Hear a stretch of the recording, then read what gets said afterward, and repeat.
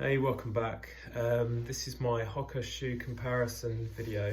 I'm just going to run through the 7 different Hoka shoes that I use in my rotation and giving you the weights, what I use them for, things I love about them and things I don't like so much about them. So let's get started. So the first 2 road shoes. So starting in at number 1, we have the Hoka Ringcon 3, which I use because it's so lightweight and it's got the, I think on their range, it's got the highest cushion to weight ratio. So it's perfect for things like hill reps, of high turnover, a bit of sort of tempo work or intervals. And yep, it's a nice one to have in your rotation. That comes in at 212 grams for UK size 9. And basically the thing I don't really like is, I guess it's the sole durability, but then you're kind of going to get that when you've got something that's so stripped back and minimal. But that's the first one on the list, which is the Ringcon 3. Next one, which I've basically just used, is the classic old Clifton. This is Clifton 8, and I use that for sort of recovery runs, and just it basically weighs in at 270 grams in the UK 9 wide fit.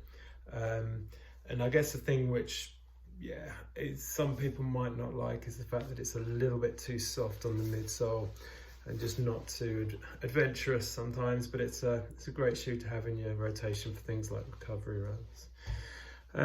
And then we're now going on to the road to trail side of things.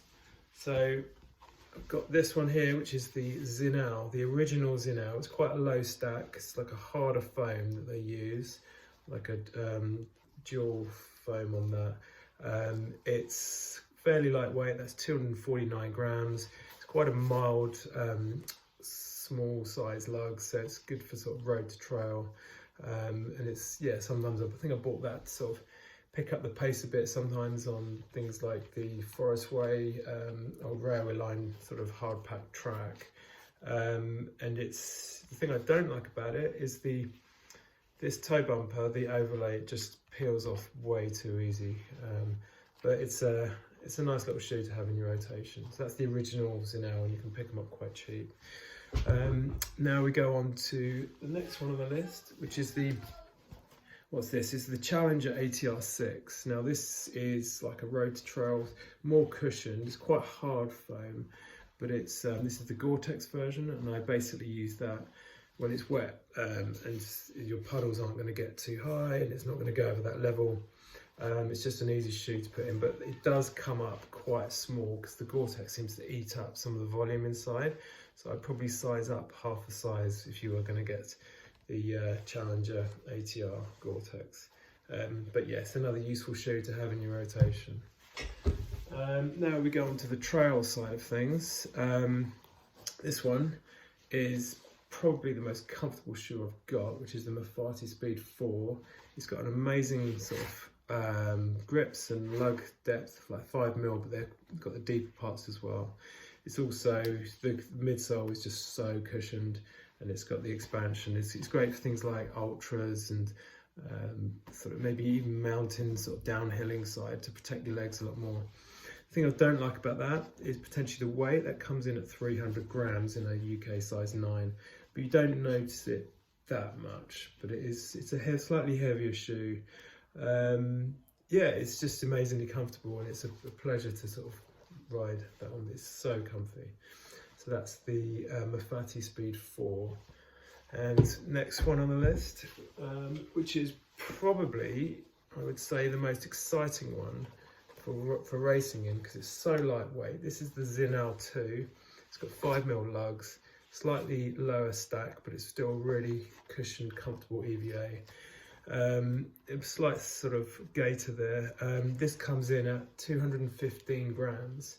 Now I wore this for the recent Beachy Head Marathon, and most of the time they say, yeah, wear it for up to half marathon distance, but I took it to the full marathon distance, and I'm glad I did, because I came second in the race, and it was perfect for sort of high elevation, sort of hilly routes, like with lots of elevation, and it's actually got really good grip. It's got 5mm lugs and quite a lot of coverage there. Yeah, so that's crazy light, 215 grams. One thing I would say, which I wouldn't mind seeing on it, is because it's slightly lower stack, is a rock plate embedded within that, just to protect the sort of mid forefoot. But overall, I love getting that shoe on, lacing it up, because it's good fun. It's a great shoe. And last but not least is one that I've got a long history with, is the Tectonics. Now, I use this mainly for my ultras for racing. It's got quite a sort of road to trailish sort of outsole, the sort of light base Vibram, but it's got such a nice smooth ride. It's quite a rigid sole because of the two dual carbon fibre plates, and that is coming in at 260 grams. It's got a very smooth gait cycle sort of ride through it. The only thing I don't like about it is you get beyond like 300 miles, and due to the rigidity of the sort of midsole and outsole with the plates in there, I think the upper, where it joins onto the midsole, it ends up by ripping there. Now, lots of people have had this problem, but it's really comfy. It's got the sort of vamp there for expansion for ultras. It's really cushioned, but also it's lightweight enough for you to actually race in it. So yeah, that's my my Hoka collection in my rotation, all 7 of them. Yeah, I hope you enjoyed the video, and tune in for the next one. Thank you.